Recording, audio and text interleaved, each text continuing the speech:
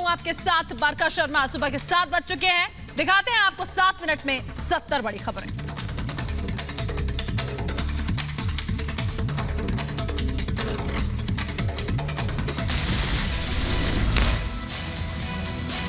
Cruise drugs case में आर्यन खान की जमानत पर आज भी होगी सुनवाई। दोपहर 3 बजे फिर होगा जमानत याचिका पर बहस का वक्त। कोर्ट में अरबाज मर्चेंट और मुनमुन धमेशा के वकील ने भी अपना पक्ष रखा। आज एनसीबी की तरफ से एएसजी अनिल सिंह जरा करेंगे। अरबाज के वकील अमित देसाई ने कोर्ट में दलील दी कि आर्यन, अरबाज और मुनमुन सिर्फ ड्रग्स लेने के लिए आए थे, कोई साजिश नहीं थी। ड्रग्स सिर्फ पर्सनल यूज के लिए था, इससे ज्यादा कुछ नहीं।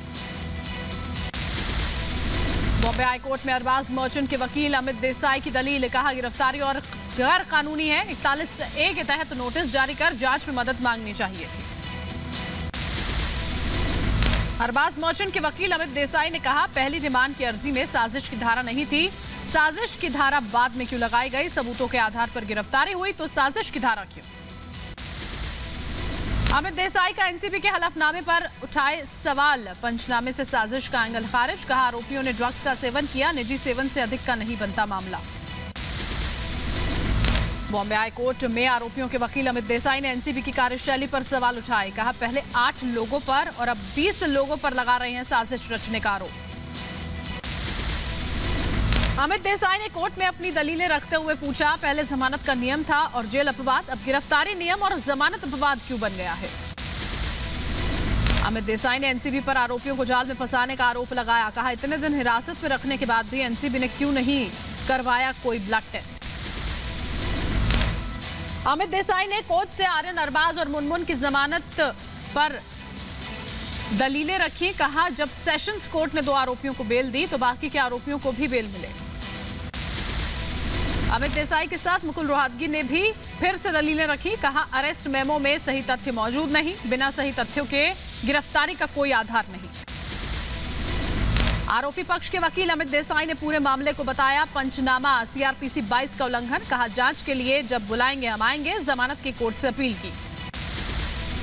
ड्रग्स केस में तीसरे आरोपी मुनमुन धमेशा के वकील ने भी कोर्ट में अपना पक्ष रखा। कहा मुनमुन के पास तलाशी में कुछ नहीं मिला, फिर क्यों हुई गिरफ्तारी और जेल? मुनमुन धमेशा के वकील अली काशिफ खान से कोर्ट ने पूछा कि क्या वो सौम्या को जानती हैं। काशिफ अली ने कहा मुनमुन सौम्या को नहीं जानती, उन्हें बलि का बकरा बनाया गया, अलग से देखा जाए मुनमुन का केस। समीर वानखेड़े के खिलाफ मुंबई पुलिस ने बनाई जांच टीम। वानखेड़े पर लगे आरोपों की जांच करेगी 4 सदस्यीय टीम। दिल्ली से मुंबई पहुंची विजिलेंस टीम की जांच का आज दूसरा दिन। किरण गोसावी और प्रभाकर सैल से हो सकती है पूछताछ। दोनों को एनसीबी ने दिया है 2 दिनों का वक्त।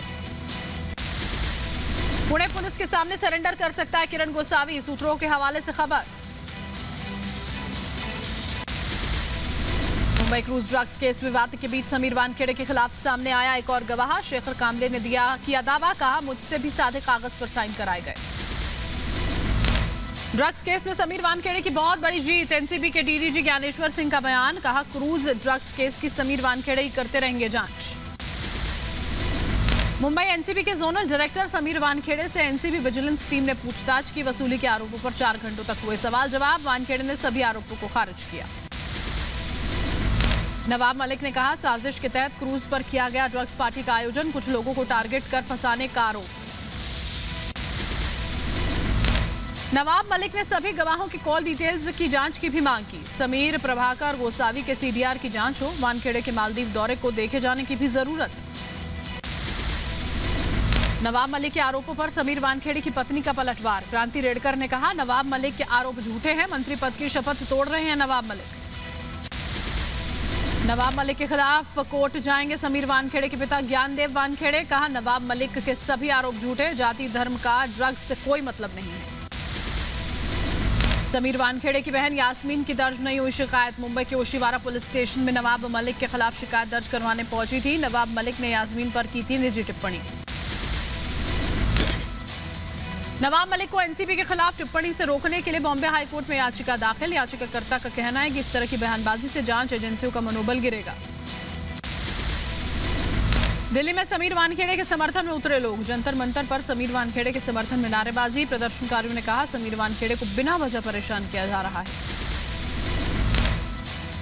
प्रभाकर साहिल ने मुंबई पुलिस में दर्ज करवाया अपना बयान। एनसीबी ने भी पूछताछ के लिए साहिल को बुलाया। समीर वानखेड़े के बचाव में उतरी बीजेपी। देवेंद्र फडणवीस ने कहा, समीर वानखेड़े को फंसाया जा रहा, सरकारी तंत्र का गलत इस्तेमाल किया गया। नवाब मलिक पर बरसे देवेंद्र फडणवीस, कहा न्याय प्रक्रिया में बाधा डाली जा रही है, संविधान की शपथ का उल्लंघन किया गया। अमित मालवीय का नवाब मलिक पर निशाना, बोले दामाद की गिरफ्तारी के खुन्नस एनसीबी अधिकारी वानखेड़े से निकाल रहे हैं, मंत्री पद का गलत इस्तेमाल। नवाब मलिक का अमित मालवीय पर पलटवार, कहा समीर वानखेड़े के फर्जीवाड़े को उजागर कर रहे हैं तो बीजेपी को मिर्ची क्यों लग रही है। एनसीबी के जोनल डायरेक्टर समीर वानखेड़े के समर्थन में आठावले की पार्टी आरपीआई भी आ गई है। आरपीआई ने मुंबई के आजाद मैदान में वानखेड़े के समर्थन में मोर्चा निकाला। समीर वानखेड़े के समर्थन में आए ब्रिगेडियर सुधीर सावंत, डीजी संजय पांडे को चिट्ठी लिखकर समर्थन किया। समीर वानखेड़े पर नवाब मलिक के लगाए गए आरोपों के बाद बीजेपी अब एनसीबी अधिकारी के साथ खड़ी नजर आ रही है। नवाब मलिक के खिलाफ बीजेपी ने राज्यपाल भगत सिंह कोश्यारी से मुलाकात की। परमबीर सिंह के खिलाफ कसा पुलिस का शिकंजा, कोर्ट पहुंची मुंबई पुलिस की क्राइम ब्रांच टीम। परमबीर के खिलाफ गैर जमानती वारंट जारी करने की मांग, 29 अक्टूबर को किला कोर्ट में होगी सुनवाई। 18वें आसियान भारत सम्मेलन में हिस्सा लेंगे पीएम मोदी। रणनीतिक साझेदारी, कोरोना समेत कई मुद्दों पर चर्चा होगी। वीडियो कॉन्फ्रेंसिंग के जरिए जुड़ेंगे आसियान देशों के राष्ट्राध्यक्ष। आज गृह मंत्री अमित शाह से मिलेंगे कैप्टन अमरिंदर, तीनों कृषि कानूनों को लेकर करेंगे चर्चा। कैप्टन के साथ 20 से 25 नेता होंगे मौजूद। यूपी के मुजफ्फरनगर में असदुद्दीन अवैसी ने समाजवादी पार्टी पर निशाना साधा, कहा विधानसभा में करीब 70 मुस्लिम विधायक होने के बाद भी अखिलेश सरकार ने दंगा पीड़ितों के लिए कुछ नहीं किया। जब समाजवादी पार्टी की सरकार थी, जब 70 के करीब एमएलए मुसलमान जीत कर आए थे, उस विधानसभा में थे, तो फिर ये मुजफ्फरनगर का कांड कैसे हुआ। पाकिस्तान की जीत का जश्न मनाने वालों के खिलाफ एक्शन में सीएम योगी। 5 जिलों में 7 लोगों के खिलाफ एफआईआर दर्ज, देशद्रोह का चलेगा केस।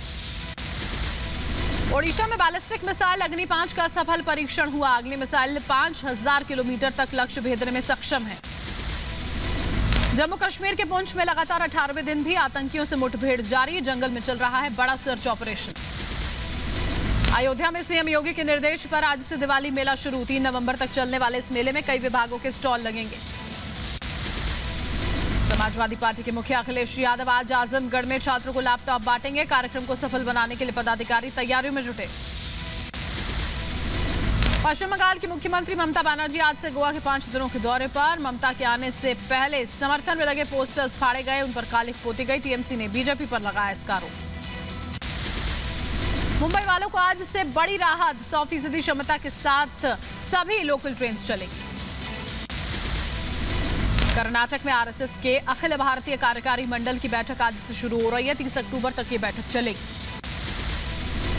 बिहार के चुनावी मैदान में 6 साल बाद उतरे लालू यादव। तारापुर में आरजेडी उम्मीदवार के लिए मांगे वोट, कहा उपचुनाव में विरोधियों का होगा सफाया।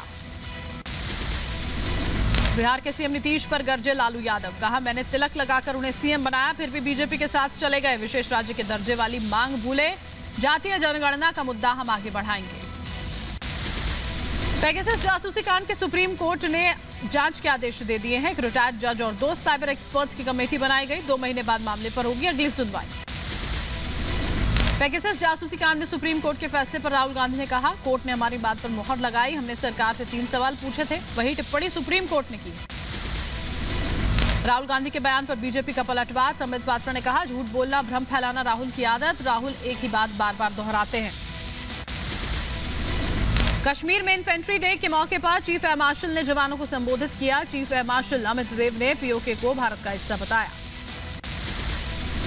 आजम खान पर शिवपाल यादव का बयान, का आजम खान प्रगतिशील समाजवादी पार्टी का हिस्सा नहीं, आजम के साथ बदले की भावना से हो रही है कार्रवाई। लखनऊ यूपी एसटीएफ और बदमाशों के बीच मुठभेड़, इसमें 1 लाख का इनामी बदमाश अली और कामरान ढेर। बदमाशों के पास से 30 mm की 2 पिस्टल और कारतूस बरामद। दिल्ली में आम आदमी पार्टी ने फॉगिंग अभियान शुरू किया। इस वक्त डेंगू मलेरिया के मरीजों के आने के बाद फॉगिंग अभियान शुरू किया गया है। जम्मू कश्मीर के श्रीनगर में पर्यटन उत्सव के दौरान संगीत संध्या का आयोजन किया गया। इस दौरान सूफियाना संगीत ने दर्शकों का भरपूर मनोरंजन किया। केंद्रीय मंत्री नारायण राणे ने उद्योगों को बढ़ावा देने के लिए राष्ट्रीय स्तर के जागरूकता अभियान संभव का उद्घाटन किया। विधानसभा चुनाव की रणनीति पर चर्चा करने के लिए पंजाब से दिल्ली आए पंजाब कांग्रेस के वरिष्ठ नेता। कांग्रेस के अंतरिम अध्यक्ष सोनिया गांधी से कांग्रेस प्रभारी हरीश चौधरी, छत्तीसगढ़ के गृह मंत्री ताम्रध्वज साहू और दिग्विजय सिंह ने मुलाकात की। पंजाब सरकार ने 8 नवंबर को विधानसभा का विशेष सत्र बुलाया। 3 कृषि कानूनों को खत्म करने के लिए केंद्र सरकार पर दबाव बनाएंगे। नवजोत सिंह सिद्धू को कैप्टन अमरिंदर सिंह की खुली चुनौती, कहा जिस सीट से सिद्धू चुनाव लड़ेंगे हम देंगे सिद्धू को चुनौती, मेरी सरकार में हुआ अच्छा काम। टीवी एक्ट्रेस काम्या पंजाबी ने राजनीति में एंट्री की, कांग्रेस से पार्टी में शामिल हुई। मुंबई कांग्रेस प्रेसिडेंट भाई जगताप, वर्किंग प्रेसिडेंट चरणजीत सापरा की मौजूदगी में शामिल हुई। 30 अक्टूबर को देहरादून में रैली करेंगे गृह मंत्री अमित शाह। जनसभा को संबोधित करने से पहले सहकारिता विभाग की कल्याण योजना का करेंगे शुभारंभ।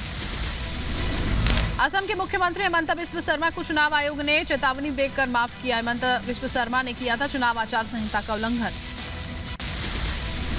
दिल्ली में छठ पूजा आयोजन को मिली मंजूरी। डीडीएमए की बैठक में फैसला, सख्त प्रोटोकॉल के साथ लोग दिल्ली में मना सकेंगे छठ पूजा। दिल्ली में 1 नवंबर से नर्सरी से 12वीं तक के सभी स्कूल खोले जाएंगे। क्लास में 50% छात्रों को बैठने की इजाजत होगी। ऑफलाइन और ऑनलाइन दोनों तरीके से क्लास चलेगी। दिल्ली से अयोध्या के बीच चलेगी बुलेट ट्रेन। 350 किलोमीटर प्रति घंटे की रफ्तार से दौड़ेगी बुलेट। हाई स्पीड ट्रेन से अयोध्या दिल्ली के बीच की दूरी सिर्फ 3 घंटे में तय कर सकेंगे। पंजाब के कारोबारी और उद्योगपतियों को राहत। सीएम चन्नी ने 2011 से इंडस्ट्री पर लगाया गया इंस्टीट्यूशनल टैक्स माफ किया, बिजली दरें भी घटाई। सिंघू बॉर्डर पर किसानों ने तोड़ा बैरिकेड, पुलिस ने लाठीचार्ज किया। पुलिस ने लखबीर के परिवार को अनिश्चित रोका। लखबीर के परिवार ने की मुआवजे की मांग।